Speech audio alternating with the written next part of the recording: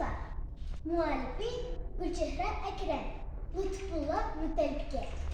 Verdin sen yıllarga öz cevabını, yaşlıkka ügendep kılgan tanıkta, rakıben altta ekmeği bişini, yarattın ya kulluk, sözlerden kitap, vatanni, halkını, bilgendin ala, azatlık yoluna çıktın feryat.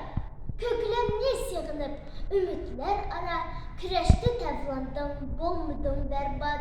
Düşmanın toruda, horlandı şair, ken dünyasın üçün bulup dozak. Kınını siyakıp, yazgandın şiir, tayakның zerbidin, çeksen mu azap.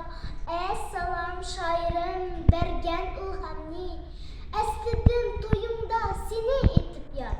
Tiriksen yıldızdek, çaknaysan eli, şiirimden çaşkılar, çeşariş evlat.